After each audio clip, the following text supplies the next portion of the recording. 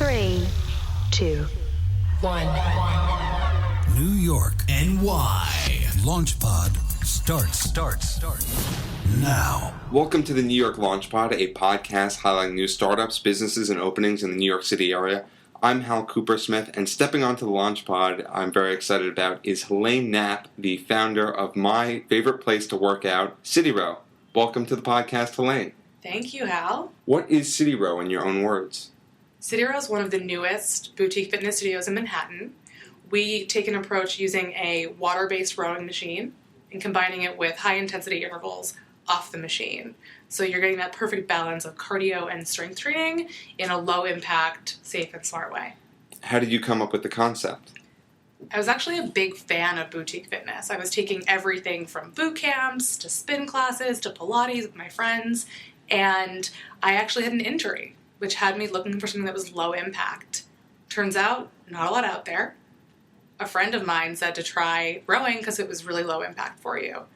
And at first I was like, no thank you, right? It's ugly. It's that dusty piece of equipment in the corner, and my dad rowed, my grandpa had one in the basement collecting dust, but I did a little bit of research, and what I couldn't get away from was the fact that with every single stroke on the rowing machine, you are utilizing 84% of your muscles, and at the same time, it's low impact. So you're not pounding the pavement, you're not hurting your joints.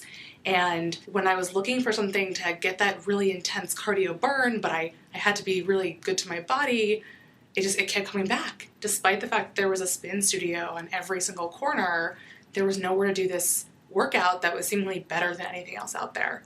So we iterated to make it interval-based because I loved the cardio burn that I felt from taking any kind of spin class or, running on the treadmill, but also love personal training. There's something you just love about feeling like you really worked yourself hard and you're feeling sore in a good way. So we married those two together and CityRow was born. Why do you think a lot of people don't use the rowing machine? I think it's scary. They're not familiar with it. People grow up riding bikes, they grow up running, so a spin bike or even a treadmill is familiar. But for someone who's not familiar with a rowing machine, it's scary and it has some negative connotations, right? People think that they're going to bulk up their arms. People think about a handful of guys pumping iron at the gym who are going to row for 2 minutes before they lift crazy amounts of weights. So it's bringing this piece of equipment back into the limelight and making it sexy, making it accessible, and making it fun.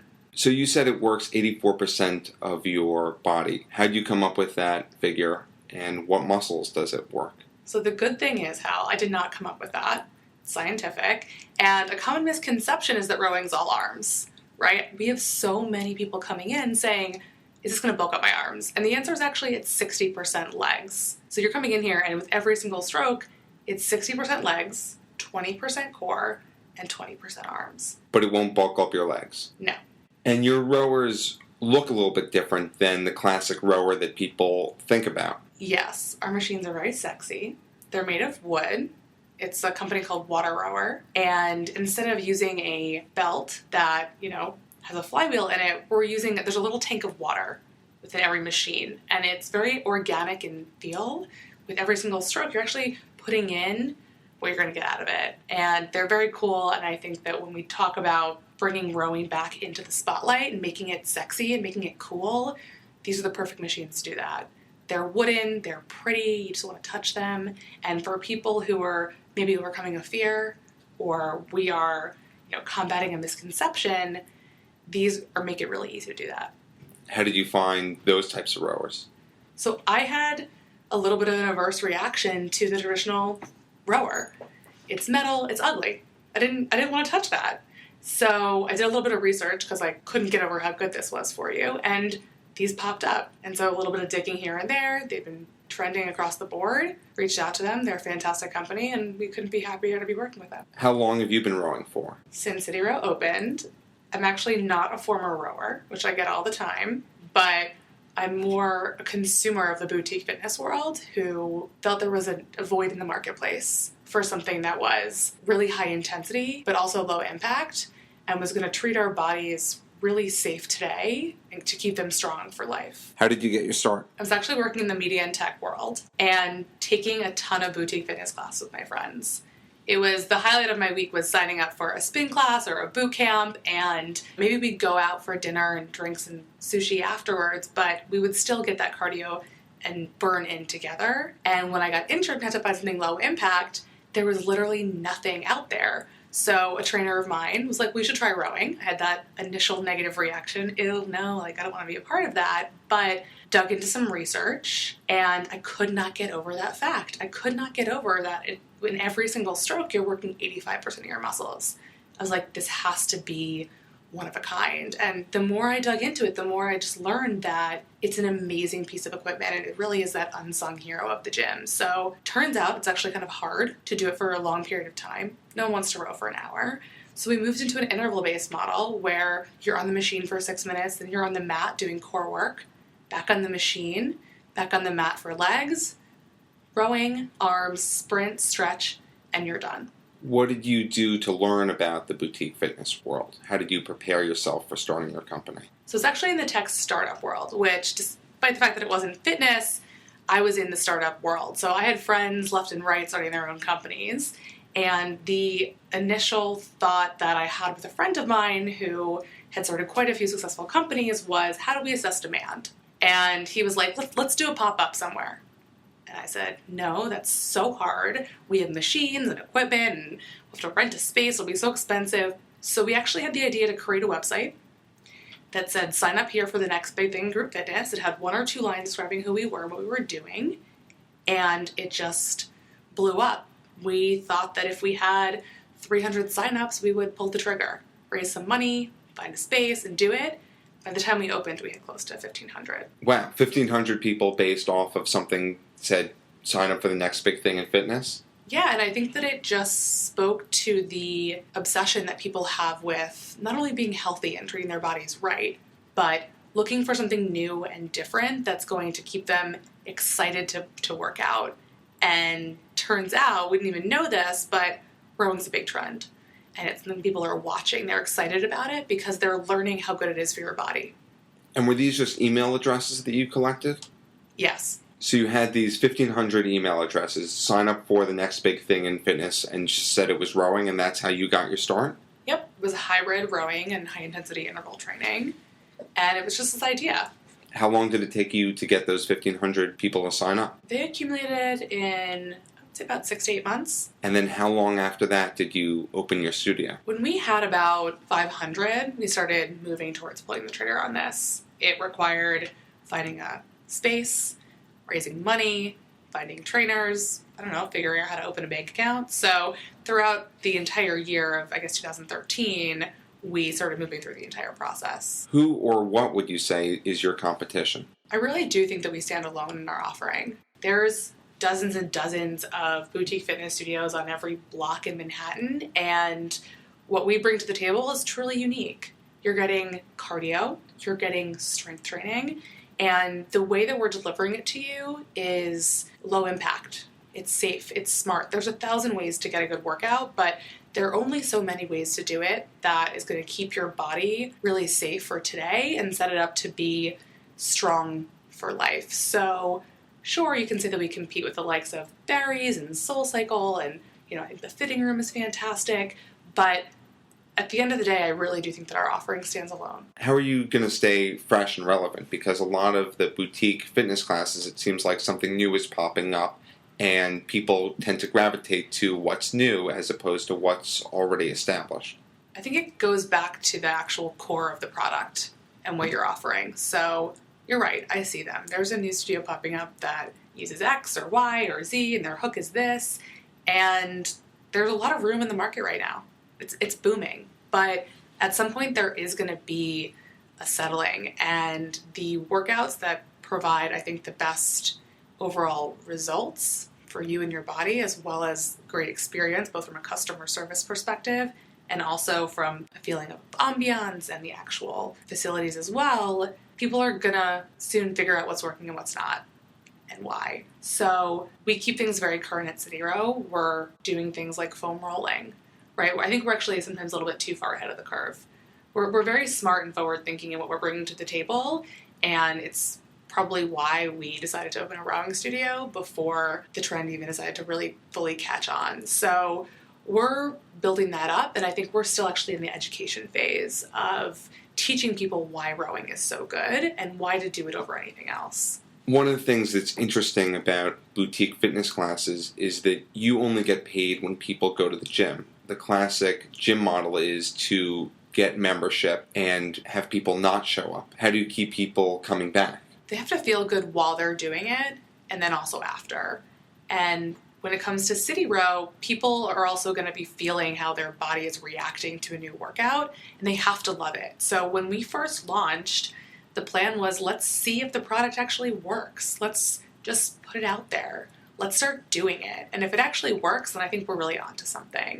And that's when we kind of decided to double down and see what this thing can actually do long term. How did you find all your instructors? It's a funny story, actually. Annie, our director of programming, and I studied abroad, Madrid, 2007. And we lost touch a little bit, and I saw her trending on Rate Your Burn, which is a website where trainers are often featured that week. I reached out to her because we were doing a class that's called Row and Flow. We still have it on the schedule. It's 10 minutes of rowing and then a full vinyasa. I like to think of it as our take on hot yoga. So I reached out to her, we started talking, and at first it was like, yes, Row and Flow, you'd be great. Let's talk a little bit more. And the more we talked, the more I felt her passion was really equal to mine. And it became really clear that she could come in here and own this and teach all the classes and train all the instructors, and her background, understanding the science of the body and being an expert in movement, was the perfect complement to really being our director of programming and building out the day-to-day. And what about the other instructors? How did you find them? In the beginning, we reached out to all of our contacts. I even direct messaged a few on Twitter. I set up a referral program for a few friends of mine who were in the space that I was like, listen, if you find me an instructor, I'll pay you. I'll pay you half now, half when they're on for 3 months. That was kind of my notion from the tech startup world of like, maybe people will actually hustle for me. And then once we opened, instructors started coming to us. I think if you understand how your body works and you take a CityRow class, you're going to feel it. And almost all our instructors have been CityRow fans, and they've kind of grown into being part of the crew. The instructors are part-time? Annie's our director of programming, so she's full-time, and then all our other instructors are 1099. So most of them work elsewhere. They do personal training. It's very common in the space. How many people are in a class? We have 19 spots per class, and every single person has a rower and also a mat next to it, so you have quite a bit of space. How did you come up with that number? We knew we wanted somewhere between 12 and 16 as a minimum, and when we started having classes in this space, it became pretty clear that we could fit a little bit more and not compromise what the experience everyone was getting. So 19 fits really comfortably in our current space. And how did you come up with the price per class? We went back and forth for a while. I actually think that the value we bring to the consumer is much higher, but this is our startup location and there's not a ton of amenities, which people look for at this point, especially with these big houses out there. So we're at 32, which is pretty competitive, and I really do think you're getting quite a bit for your money. How did you choose the location? Location was a no-brainer for number one. It had to be Union Square. Had to be? Had to be. Why? That is the mecca. It's become the fitness hub in Manhattan. And because I'm a consumer, I know that you need somewhere centrally located, especially if you're going with coworkers or old coworkers or friends that are coming from different parts of the city. You can get to Union Square from anywhere, and you can get out to anywhere from Union Square. So I needed to have that mecca of people coming to and from to be able to start this thing so people could just check it out. Who's your target consumer? It's a great question, and one that we really talked a lot about in the beginning. We're going to be skewed more towards male or older people or former rowers, but the truth is that CityRow really appeals to everyone. There is a really scientific way that we built our programming so that you can be in a class as maybe a triathlete next to my dad, next to someone who's overweight and just taking their first class, because you can grab 5-pound weights, you can grab 10-pound weights, you can do 5 reps, you can do 2 reps, and whatever you put into the class, you're going to get out of it. But it is built in such a way that anyone can go in there in the same class and have a fantastic workout together. So today we see everyone. We see probably a little bit more skew male than your traditional boutique fitness studio. I think they're excited that there's this cool piece of equipment that, maybe spinning has a little bit of a female vibe to it, but rowing can be a little bit manly. I think that there's some females who are probably like, it's going to bulk up my arms. We get that a lot, but they're also rabid in the boutique fitness world, and people are like, rowing is the new spinning. It's how I'm going to get my sexy back. So people who are looking for a really good workout love CityRow. If you don't want to put in any work, you're not going to like it. It's a 50-50 male-female split? I think boutique fitness overall is skewed a little bit more towards females, but we're probably more in the 70-30 range female-male, even 60-40. How many times per day do you offer classes? We have anywhere from 7 to 9 classes a day, early morning, mid-morning, midday, evenings, and then on the weekends. What's been your biggest challenge in the first year? Navigating a brand new industry. So understanding how the boutique fitness world works, the personalities in the boutique fitness world. I'm comfortable and I know the tech startup world. I know media. I know those people. The people that are working in the boutique fitness world, it's very different. So dealing with the people, both the clients and understanding what it's like to own a B2C company where, historically I've been more B2B. So there's been an adjustment there. Also, scheduling, right? You work out when you're not working. So our busiest times are in the evenings and on the weekends, sometimes in the early mornings. But not having a traditional schedule of 9 to 5 or 8 to 7 or whatever it is has been very hard for, I think, myself and the rest of the team to adjust to in this new world. But it's been fun. What has it been like working while people are not working? Evenings are really fun at the studio. There is a ton of energy between those 5:30 and 6:30 and 7:30 p.m. classes, and I want to be there. How many people are in the company right now? Right now we have 5 people full-time at CityRow, and then we have trainers that are part-time. And do you work out of the studio? Sometimes, yes. I think that's also been one of the challenges, is not having a traditional office to go to. So when I'm having meetings, it's, let's meet at this coffee shop, come to the studio if we're not having a class, or come when we're having a class, but know that we're having one. The next studio will hopefully have a little bit of a back of house, at least somewhere to plug in a computer, have our instructors make a playlist, maybe print something out, and to actually hold some files. So I'm looking forward to that. Where's your studio right now? We're on 14th and 5th on the 15th floor of an office building. Why an office building? Because a lot of fitness studios are on the ground floor, it seems like. So when we were first starting out, it was really hard to find real estate. There were spaces that I wanted and we didn't get for one reason or another, and this was something that we could have tomorrow. It had gorgeous windows, it was in a prime location, and I figured, you know what, if this is going to work, we can bring them up to the 15th floor. So it's been a great place for us. Do the neighbors complain that you're a fitness studio next to offices? From what I understand, almost every single boutique fitness studio has some challenges with sound and weight. So we've had our share, but it's not something that can't be overcome. Do you have plans for expansion? Yes, we have big plans for expansion. They start with our second location, and we should hopefully open that in the fall. It will be a full representation of the brand. And by that, I mean that we are investing heavily in an architect, a really cool architect that's going to bring the CityRow experience to life visually and aesthetically in a way that we don't have right now. So we're very much looking forward to that. From there, we plan on opening quite a few different studios across the country, maybe even across the world. And then, we'll see. We have some other ideas too. How are you going to raise money for your expansion? We did an initial round to start. We raised a small amount from friends and family to get us off the ground. And as we embark on our second location, as you can imagine, there's a tremendous amount of upfront capital that it takes to open a new studio and then hopefully turns into a cash cow. So I'm raising a round of funding right now from friends of friends of friends, mostly angels, who are coming on board. And it's been a very fun networking project to find the right type of person that wants to invest in a boutique fitness studio that's a real estate-based business. I'm very familiar with the tech startup people and anyone who's starting a tech company, but this is a very different game. What's your biggest cost? Upfront design and construction. How much does it cost to design a studio? We're investing quite a bit for this, what we're calling our flagship location. So we'll spend around $500,000 all said and done. We're investing heavily in great architect. We're doing a lot of design that might not need to be done for, times 2, 3, and plus, but we're investing heavily because we want this to be a full representation of this premium luxury smart workout that we are day in and day out. Where is the second location going to be? Upper East Side. Why did you choose the Upper East Side? We did quite a bit of demographic research when looking for a second location. And it became pretty clear that we'll do well in almost any area of Manhattan and Brooklyn and probably the boroughs as well. What it came down to is, okay, well, where are we going to just dominate? And the Upper East Side has an incredible population density both during the day and at night. And it's the right type of clientele for us that we know is rabid for a great workout, and they'll pay for it. Another reason we're so excited about the Upper East Side is that last summer we were fortunate enough to do a pop-up in East Hampton, and we got a taste of the clientele that is very similar to the Upper East Side, and they loved it. They were like, my back's never looked better.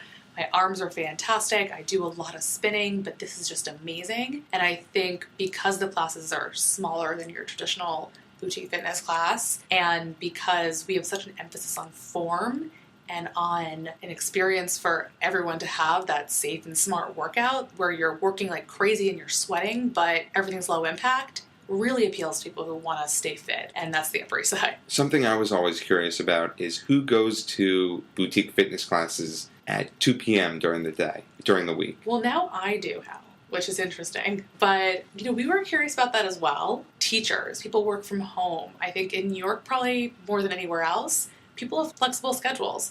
Teachers, students, people who work at tech companies, people who work hours in a foreign country and who knows what. But they're out there and they will take classes. What's the minimum number of people that you want in a class? Again, Hal, I want all the classes to be full. But if I have to have a minimum, I don't want there to be less than 5 or 6. Is there a time of the year that people prefer to work out more than others? Yes. So in January, of course, you have those New Year's resolutions. Everyone's like, I'm going to lose 100 pounds this year. I'm going to try something new. I have a new regimen. So January is huge for every single fitness studio. I think you make or break your year in January. And then what I think we see is that extremes push people to do other things, whether it's stay home and snuggle in bed because it's just too cold to go outside, or in the summer, I think people want to be outside. They want to grab those drinks. So in the in-between months, I think people are, and what we see is people are gearing up for summer. So spring, right now, everything's hot. June, really hot. July is going to be pretty busy. August is probably going to be dead.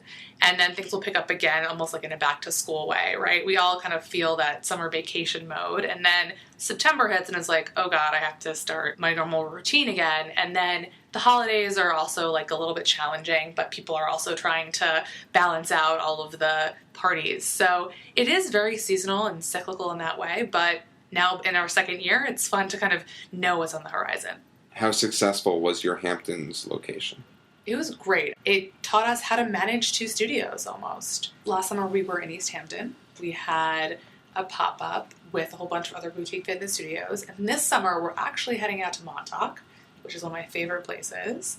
And every Saturday in August we're going to be at Montauk Beach House having classes at 9 and 10 a.m. How many different types of classes do you offer? We have a handful of classes that range from row and flow, which is offered 2 times a week. It's 10 minutes of rowing and then a full vinyasa. We have a fundamentals class, which is if you want a little bit more emphasis on form for your first time. We have a CityRow X class, which is just an intense version of our CityRow class.